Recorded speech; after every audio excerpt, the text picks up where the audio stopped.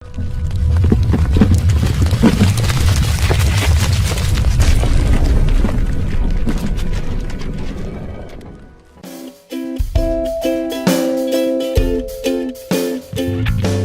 sebuah penangkapan di pelosok Indonesia baru-baru ini. Dan ini bukan sekedar berita lokal biasa. Peristiwa ini seolah membuka kotak Pandora, memicu perdebatan sengit tentang gimana sih seharusnya keadilan dan perlindungan lingkungan itu berjalan. Ini adalah cerminan dari masalah yang jauh-jauh lebih besar. Ancaman nyata bagi kelestarian lingkungan. Kalimat yang berat ya.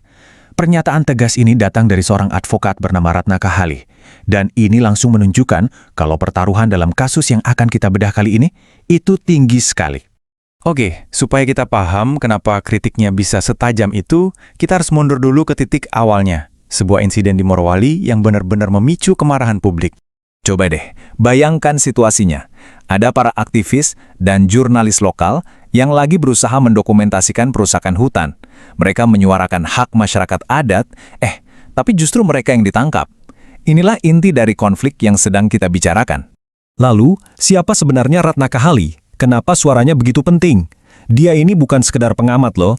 Sebagai pengacara yang sudah bertahun-tahun mendampingi masyarakat dan walhi dalam sengketa lingkungan, perspektifnya itu datang langsung dari garis depan. Makanya, suaranya punya bobot. Nah, dari insiden inilah muncul sebuah kritik yang luar biasa pedas, yang menuduh adanya sebuah sistem yang logikanya, ya itu tadi, seolah-olah terjungkir balik. Dan ini dia, inti dari logika terjungkir balik itu. Langsung dari kata-kata Ratna Kahali sendiri. Dia menggambarkan sebuah ironi yang menyakitkan. Mereka yang seharusnya jadi pahlawan lingkungan, malah diperlakukan seperti penjahat. Sementara pihak yang harusnya bertanggung jawab, seolah tak tersentuh. Coba lihat deh kontrasnya di sini. Di satu sisi ada aktivis, jurnalis, dan pembela masyarakat yang berusaha melindungi lingkungan. Di sisi lain, ada pihak yang dituduh sebagai perusak hutan. Logika terjungkir balik ini kan memunculkan pertanyaan besar. Kok bisa respons hukum terhadap keduanya beda banget? Jadi ini bukan lagi sekedar satu insiden di Morowali. Menurut argumen para kritikus, kejadian ini hanyalah gejala dari sebuah penyakit yang lebih besar, yaitu rapuhnya sistem perlindungan aset lingkungan kita yang paling berharga.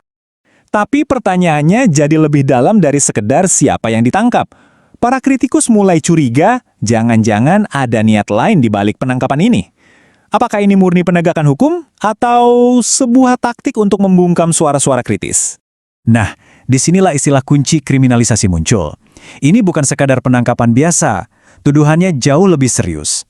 Bahwa tindakan yang seharusnya dilindungi sebagai kebebasan berekspresi, seperti protes dan melakukan pengawasan publik, itu sengaja dipelintir dan dibingkai seolah-olah itu tindak kejahatan. Dan ternyata, kekhawatiran ini nggak cuma datang dari dalam negeri. Suara-suara dari panggung internasional juga mulai menggema, yang pastinya memberikan bobot lebih besar pada tuduhan ini. Salah satu suara penguat itu datang dari Amnesty International Indonesia. Pernyataan Usman Hamid ini menangkap kontradiksi yang sama dengan sangat tajam.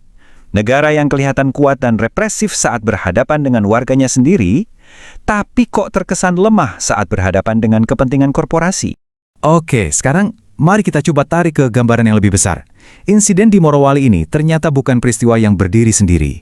Ia terhubung dengan pola yang mengkhawatirkan di tingkat nasional, dan ini menjadikannya semacam sinyal peringatan yang nggak bisa kita abaikan. Ini membawa kita pada sebuah pertanyaan yang agak menghantui ya. Dengan begitu banyak bencana lingkungan di masa lalu sebagai pelajaran yang sangat pahit, kenapa rasanya pola yang sama terus berulang? Ratna Kahali menunjuk pada contoh-contoh yang kita semua nggak bisa lupa.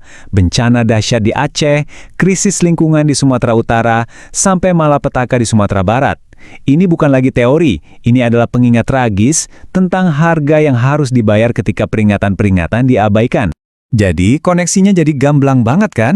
Apa yang terjadi di Morowali ini dilihat bukan sebagai domino pertama yang jatuh, melainkan sebagai kelanjutan dari barisan domino yang sudah pernah roboh sebelumnya, dengan konsekuensi yang sangat menyakitkan. Pernyataan Amnesty ini menempatkan insiden Morowali dalam konteks hukum yang lebih besar dan lebih baru. Ada kekhawatiran bahwa ini adalah realisasi dari ketakutan yang sudah lama disuarakan, bahwa perangkat hukum yang baru justru dipakai kesewenang-wenangan. Dan ketegangan ini nggak cuma terjadi di level wacana. Di lapangan, frustrasi masyarakat benar-benar memuncak, sampai dilaporkan berujung pada pembakaran kantor perusahaan sebagai bentuk luapan emosi. Pada akhirnya, Inilah kesimpulan utamanya.